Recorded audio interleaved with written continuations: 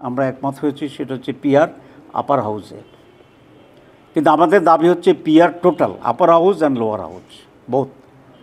এবং সেই ইস্যুতে আমরা আন্দোলন করব, সেটাকে আমরা রিয়েলাইজ করার জন্য চেষ্টা করব। এটার কারণ হচ্ছে 54 বছরের ট্রেডিশনাল নির্বাচনের পদ্ধতিতে আমরা দেখেছি যে এখানে ফেয়ার ইলেকশন কখনো নিশ্চিত করা যায় নাই। সুতরাং এই দীর্ঘ সময়ের ব্যর্থতার প্রেক্ষিতে আমরা একটা নতুন এক্সপেরিমেন্ট করতে চাই, যারা পৃথিবীর প্রায় 70-80টা দেশে আছে, যেটা মোর প্রতিনিধিত্বমূলক। একজন 51% পেয়েছে, একজন 49% পেয়েছে। বর্তমান ট্রেডিশনাল সিস্টেমে যিনি 51 পেয়েছেন উনি গলায় মালা পরবেন, জিন্দাবাদ। আর যিনি মাত্র 2% কম পাইছেন তিনি জিরো হয়ে যাবেন। তা আগে যখন ইলেকশন করতাম, বিশেষ করে মহিলারা বলতো বাবা ভোট পাসাবো না, তখন বুঝতাম না, এখন থেকে ঠিকই আছে, মানে that will not be valued at all. কিন্তু পিআর সিস্টেমে আপনি 49% এখানে পেয়েছেন, আর কোথাও আপনি 52% পেয়েছেন, আর কোথাও আপনি 10% পেয়েছেন। সারা বাংলাদেশের ইন টোটালিটি আপনার স্ট্রেংথটা কী সেটা প্রতিনিধিত্ব হবে, এবং সেই প্রপোর্শন আনুপাতিক করেই আপনি পার্লামেন্টে আসন গ্রহণ করবেন।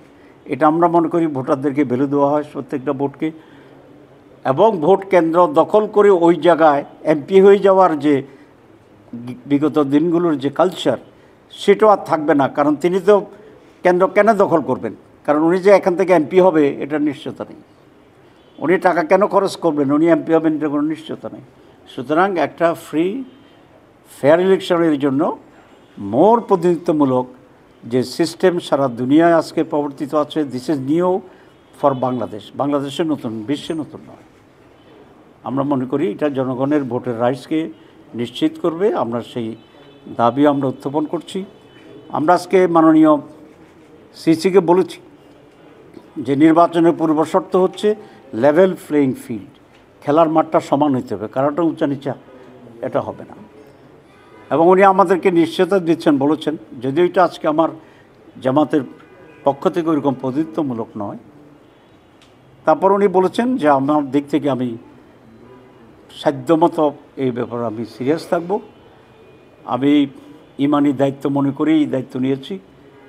কারো প্রতি কোনো রাগ বিরাগ বা ফেভার আমি করব না। আমার জীবন থাকতে হলেও আমি এটাকে ফেয়ার ইলেকশনের জন্য যে ভূমিকা না দেওয়া কারণ আমরা সেটা নেব। আমরা চিফ ইলেকশন কমিশনের উপরে এখনও আস্থা রাখতে চাই, এবং আগামী দিনে আমাদের এই যে লেভেল প্লেইং ফিল্ড তৈরি করা, তারপরে ঐকমত্য কমিশনের এটা বাস্তবায়ন করা, তারপরে পুলিশ, এসপি, ডিসি তাদেরকে সঠিক নিরপেক্ষ লোকদেরকে বসানো এবং বিভিন্ন জায়গায় সেট এবং ট্রান্সফার করা, এগুলো খুবই জরুরি, এবং আমরা সেইটা দেখতে চাই। এবং আমরা এরকম একটি বাংলাদেশের মানুষ অথবা বাংলাদেশ আর কোনো রিগড মানে দখল বা আনফেয়ার ইলেকশন বাংলাদেশ আর সহ্য করার মতো ক্ষমতা বাংলাদেশের নেই।